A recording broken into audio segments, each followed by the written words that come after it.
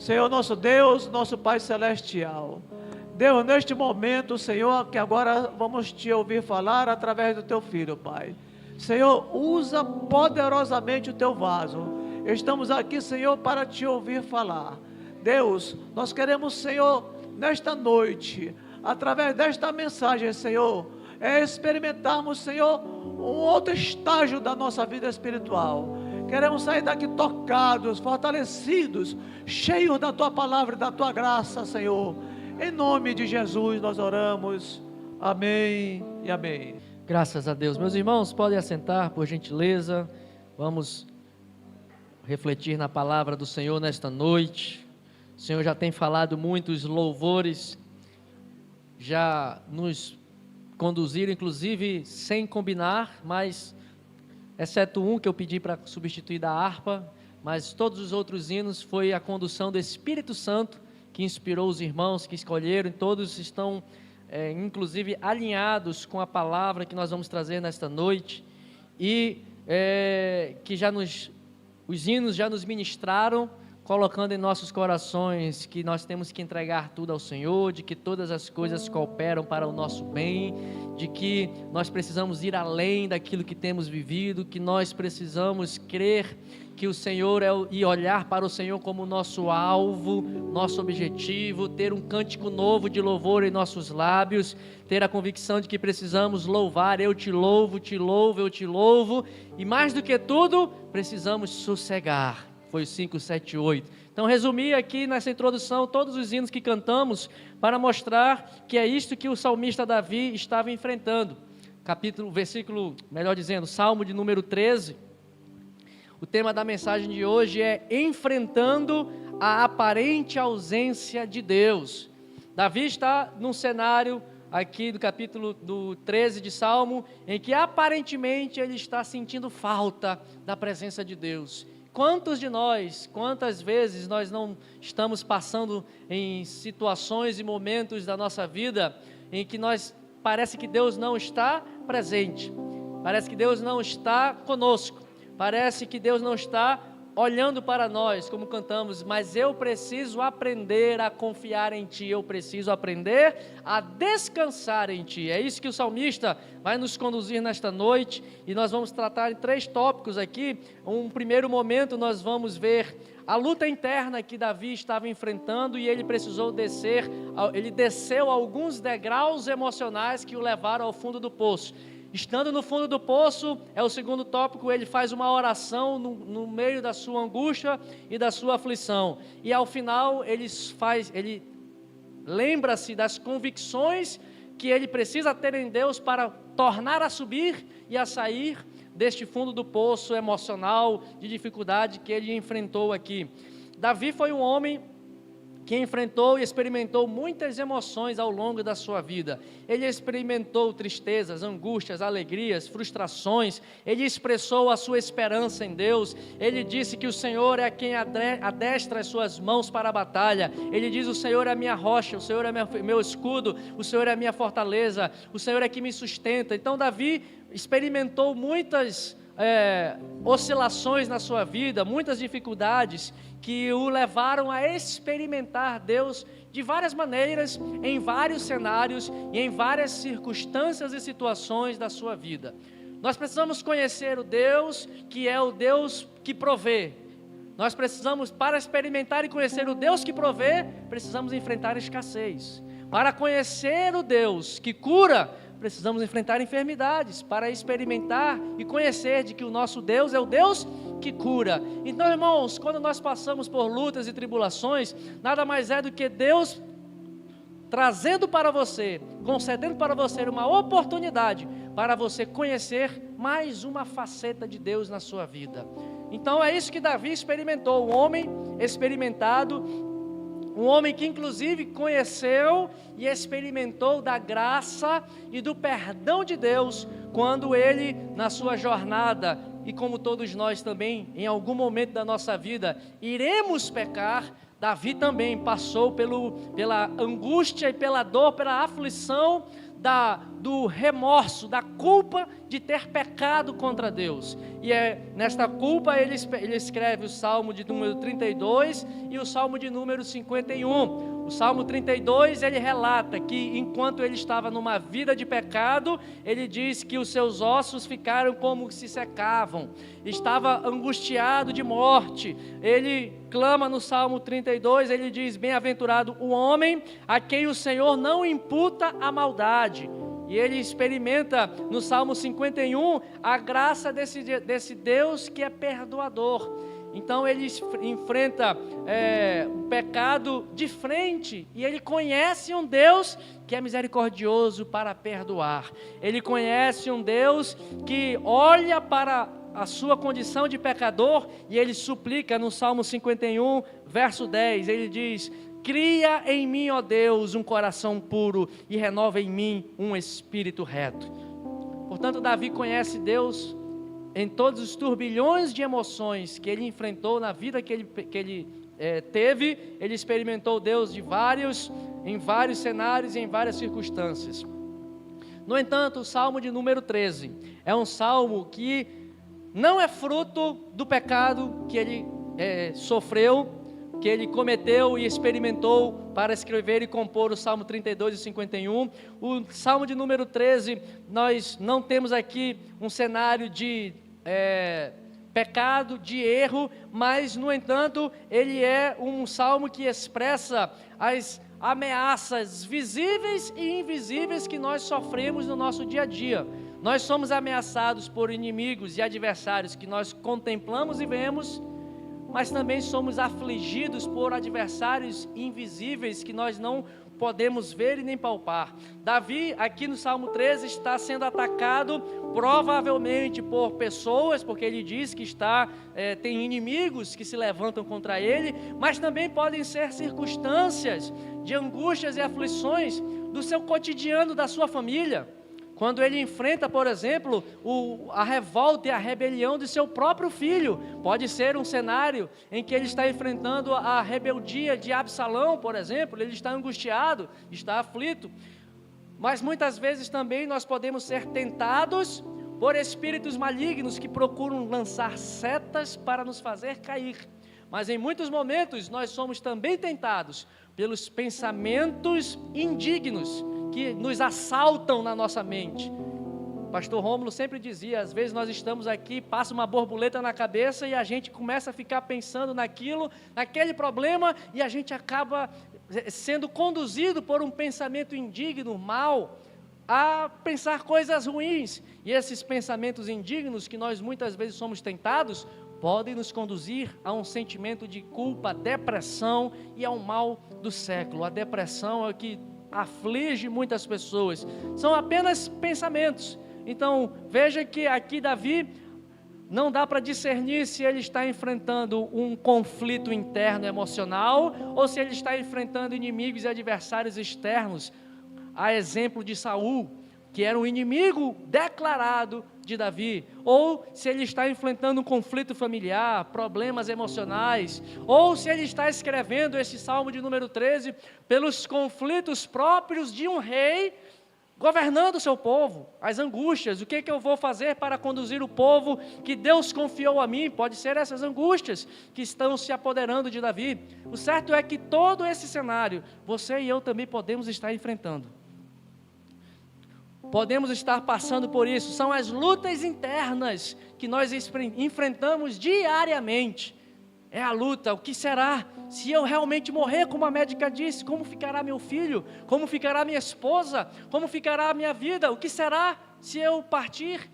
Tantas angústias, irmãos, tantas aflições, tantos temores, tantos maus, tantos males que nos afligem, que nos causam dor. E aqui Davi, nos versículos 1 e 2... Está pronta aí a imagem? Está aparecendo uma imagem para vocês. Davi começa a fazer este salmo clamando ao Senhor, mostrando, e eu quero apresentar para os irmãos que nessa luta interna, o Salmo 13 nos revela 4 degraus que Davi trilha em direção ao poço. É o que eu chamo de topografia do Salmo 13. É o que está aparecendo aí. Você está vendo um desenho com uma escadinha descendo, e uma linha reta ao final que simboliza o poço. Nós vamos ver nos versos 1 e verso 2 que Davi está caminhando nesta luta interna, nesta angústia de alma, nesta aflição, ele está descendo em direção ao fundo do poço emocional. Será que não seja o seu caso? Será que você não está enfrentando uma dificuldade tamanha que você de repente já desceu alguns degraus, os mesmos que nós vamos refletir agora que Davi desceu? E o primeiro degrau que Davi desce é o degrau da dúvida quanto à onisciência de Deus. Versículo 1 nos diz, isso está na parte A do verso 1, quando ele clama: até quando, Senhor, te esquecerás de mim? Para sempre? É um clamor desta aflição do salmista. Até quando, Senhor, tu não olharás e tu não tomarás conhecimento da minha aflição? Até quando, Senhor, tu não olharás para mim na minha angústia, na minha aflição? Senhor, será que tu não te esqueceste de mim? Pergunta aos irmãos, em algum momento da sua jornada, você já não fez isso? Senhor, Deus se esqueceu de mim. Com certeza aqui a missionária está até confirmando aqui, ela parece que Deus não está te olhando. E a expressão do salmista é, até quando? Olha só, essa expressão, até quando, traz uma ideia de tempo. Significa que ele estava nessa angústia de alma há um certo tempo. E há um certo tempo não é um tempo curto. Essa expressão, até quando, está refletindo que já está há algum tempo essa aflição. Ele já está enfrentando essa luta, já está um pouco demorada. Deus já se esqueceu de mim, porque ele não... Senhor, se eu estou passando por essa luta, já esse tempo todo, e tu estás esquecendo de mim, é porque tu não está sabendo o que eu estou passando. É porque tu não sabes o calo que está me apertando. Tu não estás vendo. Tu não conheces o meu coração, Senhor. Tu não vês o estado que eu estou e como o meu coração está angustiado. Até quando o Senhor se esquecerá de mim? Ele duvida de que Deus está olhando para ele. Ele tem dúvida.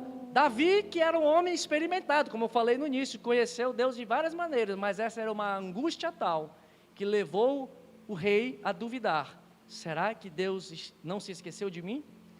Mas para isso nós temos que nos lembrar, meus irmãos, o que o profeta Isaías, capítulo 49, verso 15 diz: haverá mãe que possa esquecer-se de seu bebê que ainda mama, e não ter compaixão do seu filho que gerou. Embora ela possa se esquecer dele, eu, contudo, não me esquecerei de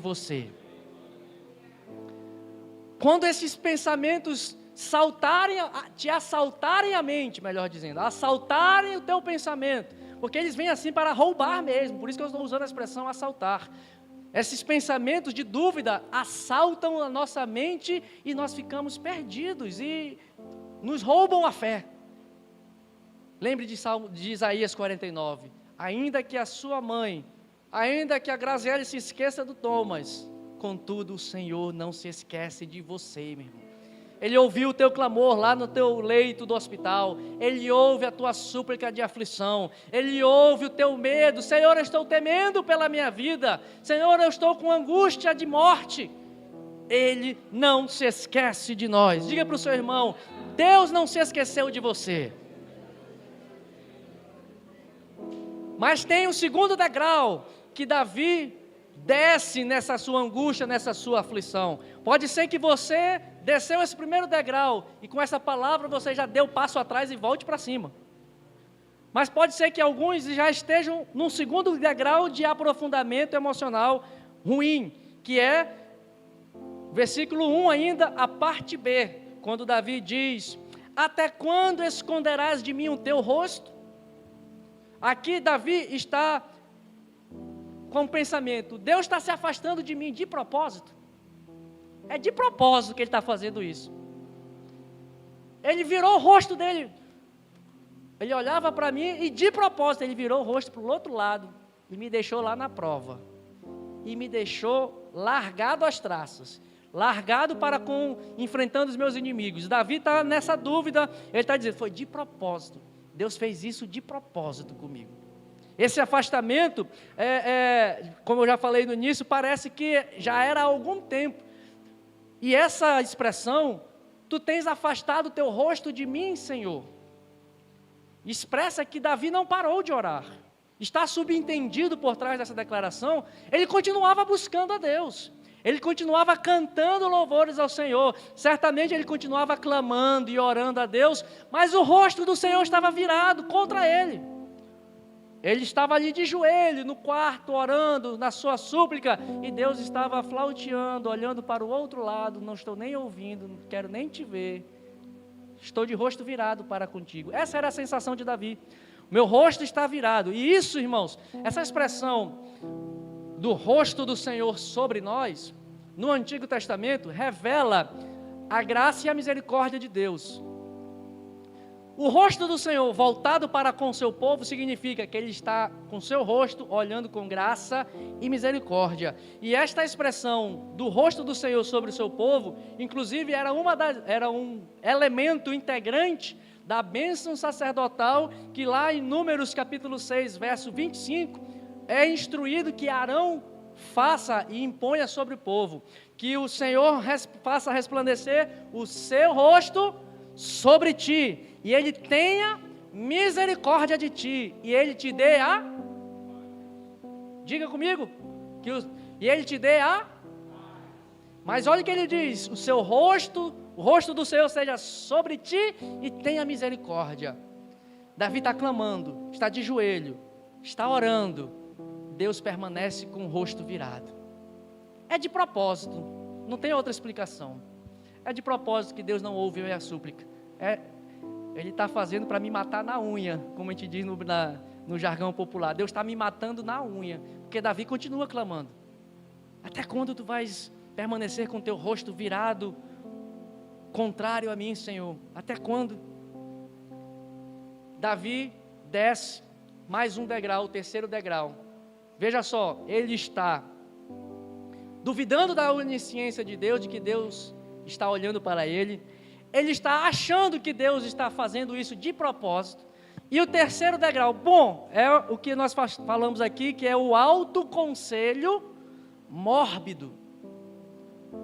Eu estou clamando, mas ele está com o rosto virado de propósito. O que é que eu faço para me livrar dessa angústia? Eu vou me autoaconselhar. Eu vou ficar, como dizia um jovem antigamente aqui, eu vou ficar pensando no meu pensamento, para achar no meu pensamento a solução para sair dessa minha angústia, dessa minha aflição. Ele começa a buscar resposta para a sua dificuldade dentro de si mesmo. Veja que isso está no versículo 2, a parte A do versículo 2, e a primeira pergunta do verso 2, quando ele diz: até quando consultarei com a minha alma, tendo tristeza no meu coração cada dia? Deus está com o rosto virado. Se Ele não me responde, eu vou buscar alternativa em algum lugar. E ele foi buscar alternativa no seu próprio coração. Só que Jeremias já nos adverte: enganoso é o coração do homem em todos os seus caminhos. Salomão, filho de Davi, aconselhando, diz: sobretudo que deves guardar, guarda o teu coração, porque dele procedem as saídas da vida.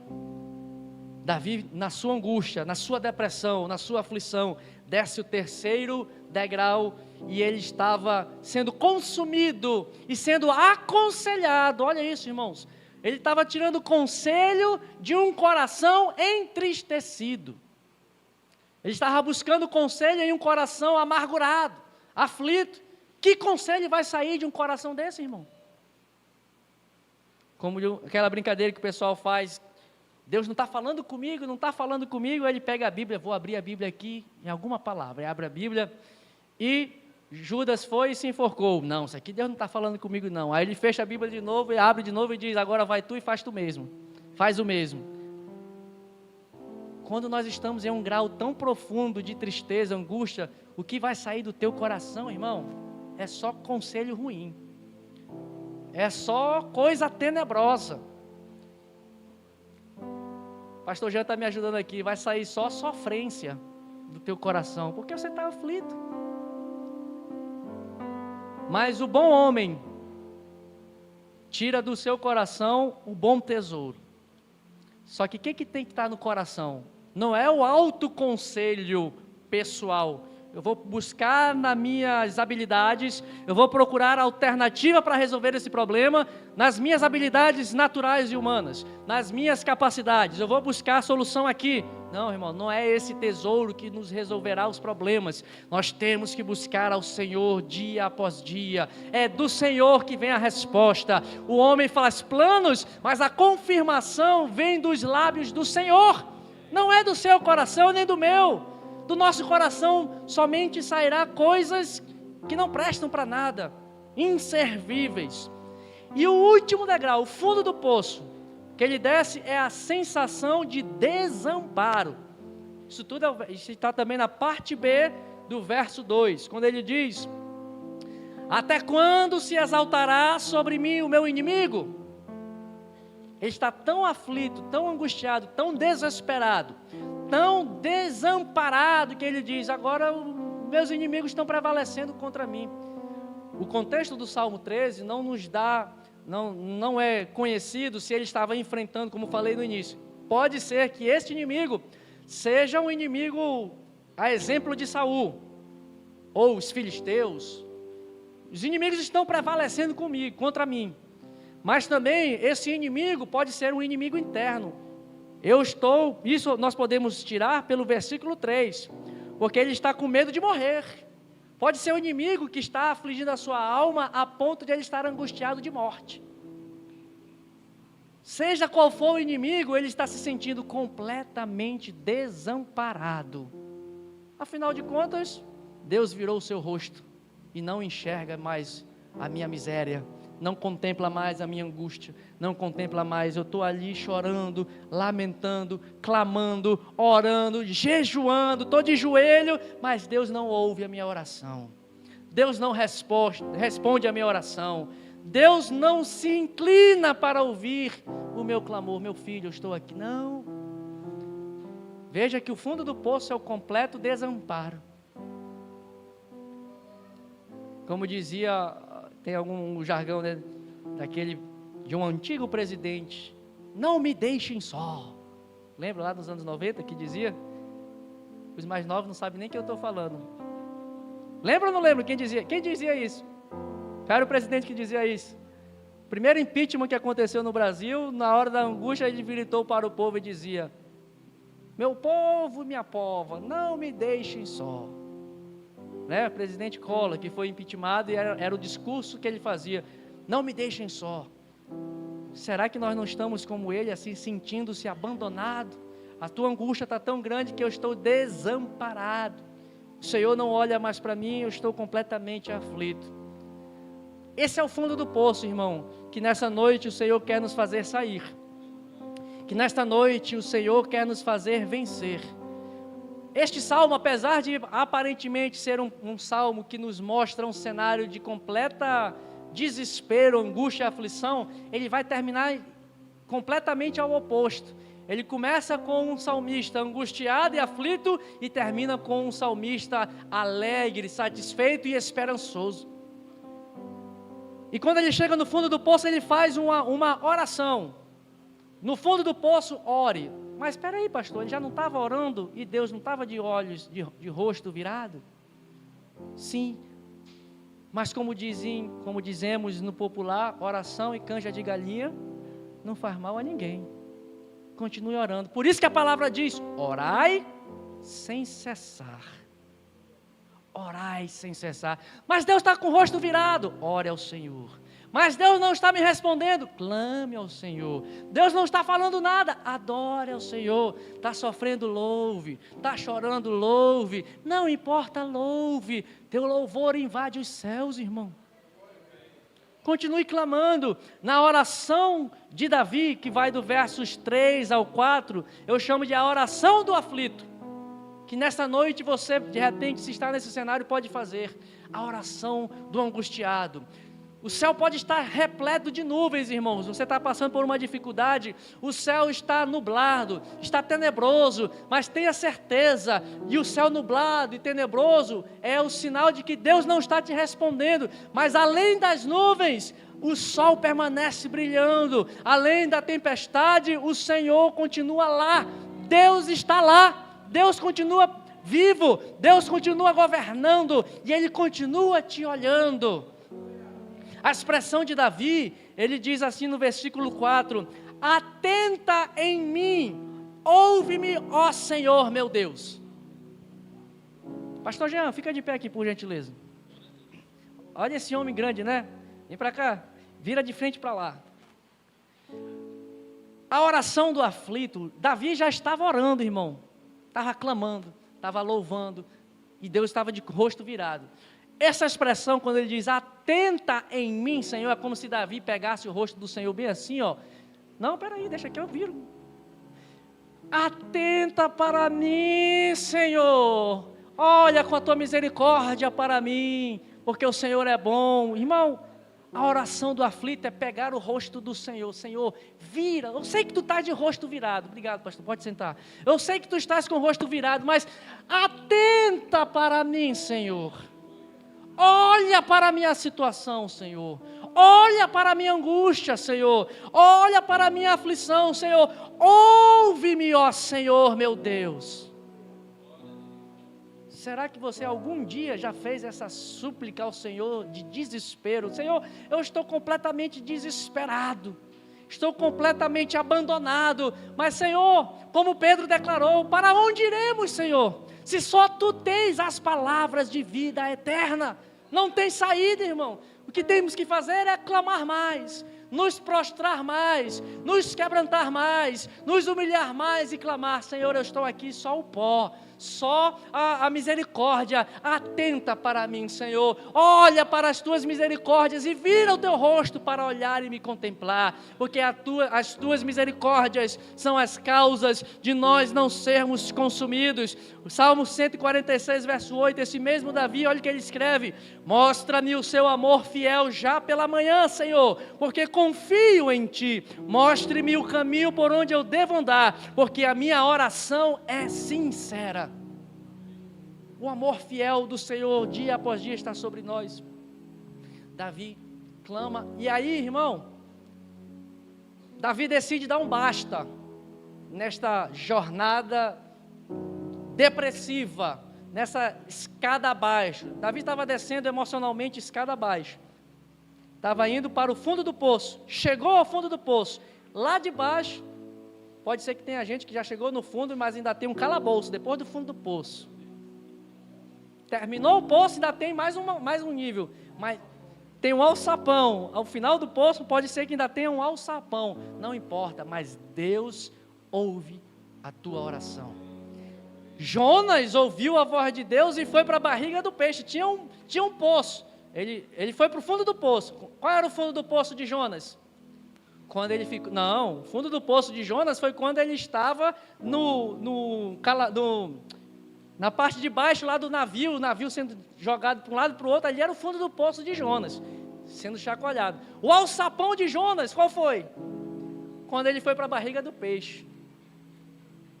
Mas lá na barriga do peixe, o que ele diz? Cheio de alga, cheio de bicho, cheio de coisa lá na barriga do grande peixe. Mas lá no alçapão da prova de Jonas, ele clamou, Senhor, tem misericórdia de mim. Naquela mesma hora o peixe foi lá e vomitou Jonas. O cabra era tão ruim que nem o peixe aguentou ele. Mas foi isso que Jonas também fez. Senhor, atenta para mim com as tuas misericórdias. Essa imagem de Jonas na barriga do peixe é um símbolo da morte. Ele morreu, mas foi ressuscitado pela graça de Jesus, pela misericórdia do Senhor para com a vida dele. Irmãos, e quando ele chega nesse fundo do poço, ele faz essa súplica. Vamos para o terceiro e último tópico da mensagem, quando Davi começa a ter convicções de como é que ele vai sair, começa a trazer à memória, como disse Jeremias, quero trazer à memória aquilo que me dá esperança. Davi começa a se lembrar, e ele diz no versículo 6, olha só a contradição, mas é quando ele começa a sair do poço, final do capítulo 6 ele diz, porquanto o Senhor me tem feito muito bem. Mas espera aí, Davi, Esse Deus não estava de rosto virado para ti? Esse Deus não estava olhando para o outro lado, sem ouvir a tua súplica? Como é que tu dizes que Ele tem te feito muito bem? Se tu está reclamando de que Ele não te enxerga, se tu estás reclamando de que o Senhor não olha e não te contempla, estás reclamando que estás desamparado, como assim Ele está te fazendo bem? Parece que Davi está ficando meio tantã. Mas é porque o primeiro grau de subida que ele faz é expressar a confiança na graça do Senhor. Apareceu aí? Confio na tua graça. Olha os passos para sair do fundo do poço. Ele diz, eu confio na tua graça. Qual é o desenho que está aí ao lado desse quadrinho, confiança? Você pode... Parece um lápis, mas não é não, é uma estaca. Foi o mais bonito que eu achei. Me desculpe. Foi o que eu consegui achar para simbolizar, mas é como se fosse uma estaca. Irmão, quando você chega ao fundo do poço, você precisa, a palavra que Davi usa aqui, que é o versículo 5, mas eu confio na tua benignidade. Algumas versões. Outras versões dizem, eu confio na tua graça. Essa palavra confiar, que ele utiliza aqui, é como se ele pegasse uma estaca e cravasse no chão, basta, daqui para frente vai ser outra história. Ele crava uma estaca e diz, não, esses pensamentos que estão me assolando, que me conduziram até aqui, basta, vou cravar uma estaca aqui para me separar, para que eu possa iniciar uma nova jornada. E aonde ele crava essa estaca? Ele diz aqui, confio na tua graça. Ele crava a sua confiança como quem crava uma estaca no chão, na graça e misericórdia do Senhor. E o que é graça e misericórdia? É a aliança de Deus. A graça expressa a aliança fiel do Senhor para com o seu povo. A graça de Deus revela a sua aliança que é inquebrável. A graça de Deus revela o compromisso que Deus tem com as promessas que Ele fez para com o seu povo. A graça de Deus reflete justamente que Deus nunca vai falhar para com o seu povo. Quando ele começa a sair, ele crava uma estaca de confiança na graça, na aliança inquebrável de Deus. E a partir daí ele começa a entender, espera aí, isso tudo que eu estou pensando não é verdade, porque eu confio na aliança que esse Deus fez comigo. Ele tinha me dito que eu, da minha descendência, jamais deixaria de haver rei. Portanto, se não vai deixar de existir rei, essa prova não vai me matar. Esse Deus que me chamou de trás das malhadas, quando eu estava pastoreando e apacentando o rebanho do meu pai, esse Deus me tirou de lá e fez uma aliança comigo, derramou um óleo sobre a minha cabeça e me ungiu como ser um rei. Davi cravou a sua confiança nessas promessas que Deus havia dado a ele. E quando ele fez isso, ele esqueceu dos pensamentos. Espera aí, Deus não está com o rosto virado não, Ele está me fortalecendo. Deus não está me desamparando não, Ele está me ensinando. Deus não está me deixando ao léu para ser derrotado pelos meus inimigos, não, Ele está me forjando para ser mais forte. Nessa noite, dê um basta nesses pensamentos. Crave uma estaca confiando na aliança infalível de Deus. Na aliança inquebrável que o Senhor tem. Qual é a sua promessa que Ele diz? Eu vou para o Pai, mas eu não vos deixarei órfãos. Estarei convosco todos os dias da sua vida, até a consumação dos séculos, irmão. Crave nesta noite uma estaca na aliança do Senhor, porque Ele é Deus de aliança, Ele é Deus de promessa, Ele é Deus que não é homem para mentir, Ele é Deus que cumpre as suas palavras, Ele é Deus que não se esquece de nós, Ele é Deus que nunca vai abandonar-nos, Ele é um Deus que estará conosco todos os dias. Mas Ele faz um argumento aqui, versículo 4, Ele faz um argumento, Ele diz, Senhor, eu confio em Ti, mas me ajuda, Senhor, de modo que, versículo 4, eu não vacile. Ele estava quase a ponto de vacilar, estava quase a ponto de abandonar a fé. Os adversários estavam prevalecendo contra ele. Os adversários estavam, esse Davi não é tudo aquilo que diziam que ele era, não. Esse Davi já é um cara fraco. Esse Davi perdeu a força. Esse Davi está perdendo a presença de Deus na sua vida. E ele diz: Senhor, me ajuda, porque eu estou quase a ponto de vacilar. E aí ele crava a sua confiança na aliança de Deus.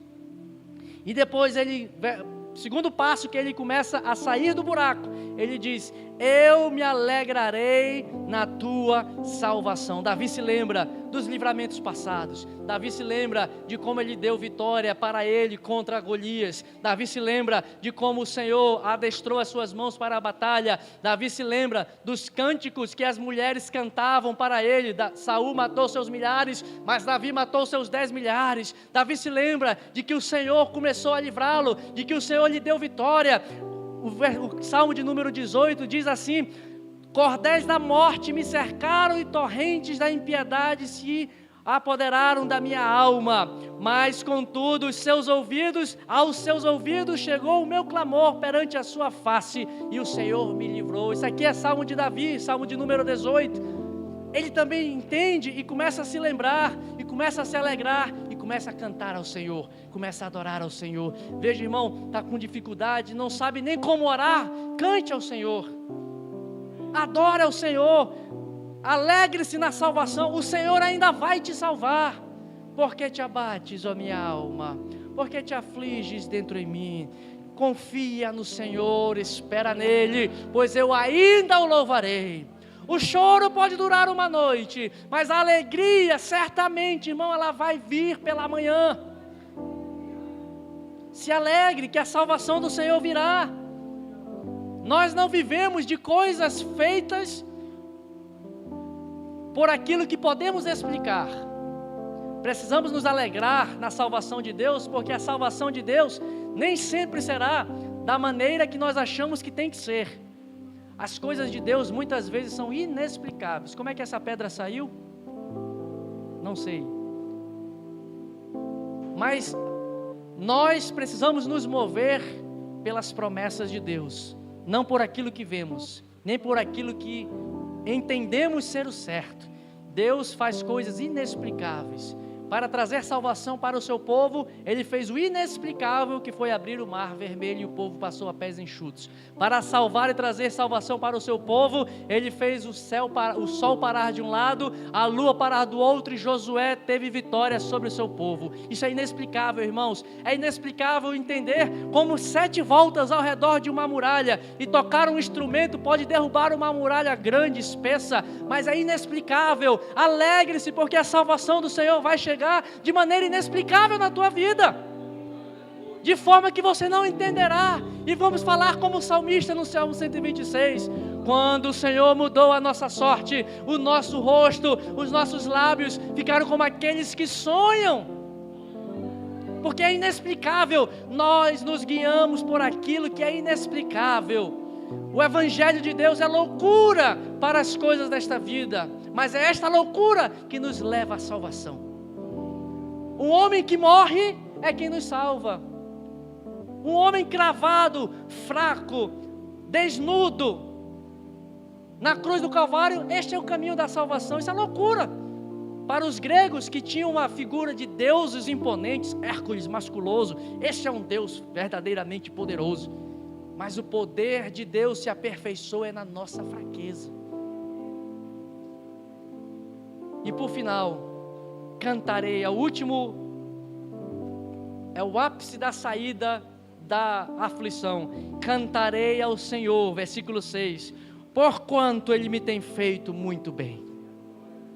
Diga isso para o seu irmão: cantarei ao Senhor. Fique de pé, quero te convidar a ficar de pé. Cantarei ao Senhor, porque Ele me tem feito muito bem. Cantarei ao Senhor, porque Ele tem te feito muito bem. Cantarei ao Senhor, porque Ele tem feito muito bem. Cantarei ao Senhor. O Senhor está te tirando desta cova, o Senhor está te tirando deste vale. Cante ao Senhor, porque Ele tem feito muito bem. Cante ao Senhor, porque Ele tem feito muito bem. Irmão, que seja dessa noite a noite de você cravar a estaca e dizer: basta, chega, Chega desses pensamentos que me assaltam a fé. Eu vou cravar a minha confiança no Deus eterno, que é invisível, mas Ele é real e Ele te contempla. Pegue no rosto do Senhor nesta noite. Senhor, atenta para mim, olha para a minha angústia. Clame a Ele, irmão. Clame pelas coisas da sua casa, pela sua angústia e dilemas pessoais, pela sua aflição, pela obra do Senhor. A obra é do Senhor, o rebanho é do Senhor. Tu não estás vendo, Senhor? Atenta-te para nós, ó Deus. Faça nesta noite a noite do basta. Chega, deu. Se você quiser fazer isso, vem aqui nessa noite, vem aqui à frente.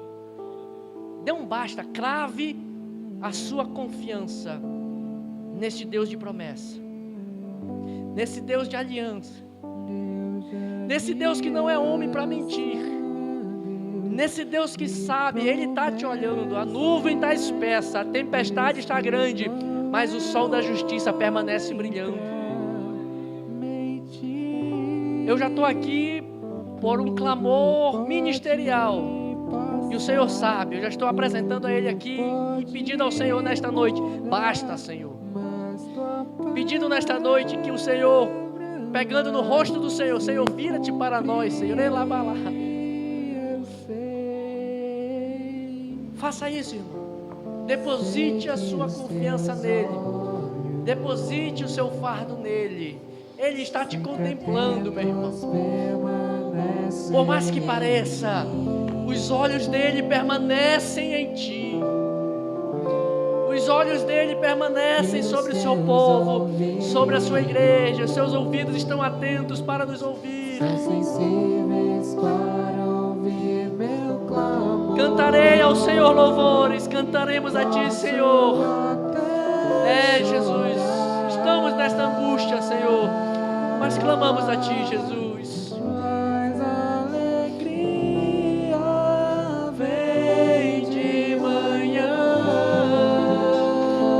O Deus que está perto de nós, perto está o Senhor, perto está o Senhor, naqueles que o buscam, naqueles que clamam. Se junte aí, ore uns pelos outros aí no banco, irmão, vai orando, vai clamando. Se junte aí com quem está ao seu lado, vai clamando. Esses irmãos estão aqui dando um basta, Senhor. Tu és Deus de aliança, Tu és Deus de promessa. Tem uma promessa sobre este povo, tem uma promessa sobre esta igreja, Senhor. Mentir, tudo pode passar, tudo pode mudar, mas tua palavra vai se cumprir. Deus de aliança, Deus de vai ministrando, promessa, Jesus. Vai ministrando a tua igreja. Deus que não vai ministrando teu povo, Jesus. Vai ministrando agora. Tira do fundo do poço, Jesus. Tira do fundo do poço, Jesus. Vai arrancando agora, dando a convicção da subida, a convicção da libertação, a convicção, Senhor, de que Tu és Deus de aliança, Deus de promessa. Aleluia. Eu posso enfrentar o que for. Eu sei quem luta por mim. Seus planos não podem ser frustrados. Minha esperança está nas mãos. Grande eu sou. Meus olhos vão ver o impossível acontecer. Eu posso enfrentar. Vira o teu rosto agora, Senhor. Vira o teu rosto sobre nós, Jesus. Vira o teu rosto sobre a igreja, Senhor. Contempla, Senhor. Contempla teu povo, Jesus.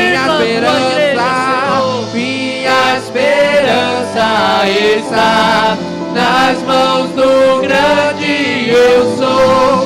Meus olhos vão ver o impossível acontecer.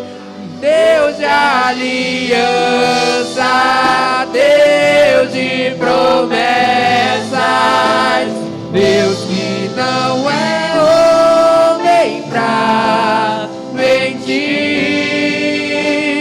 Tudo pode passar, tudo pode mudar, mas tua palavra vai se cumprir. Deus de aliança, Deus de promessas, Deus que não é homem pra mentir.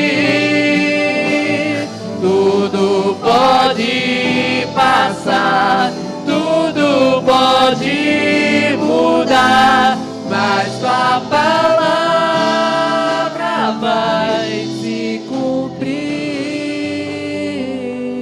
Senhor Jesus, nesta noite, Pai, nós queremos começar a sair, Senhor, desta angústia, crendo na Tua bendita palavra. O Senhor tem nos feito muito bem, Senhor. Nós cravamos agora a nossa confiança nessa esperança de um Deus que atenta para nós, Senhor, nesta noite.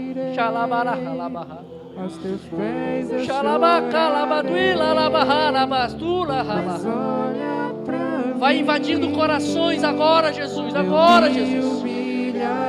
Tirando toda a dúvida, Senhor. Vai arrancando a dúvida e vai colocando certeza. Vai tirando o medo e colocando a coragem agora, Jesus. Vai mudando, Senhor.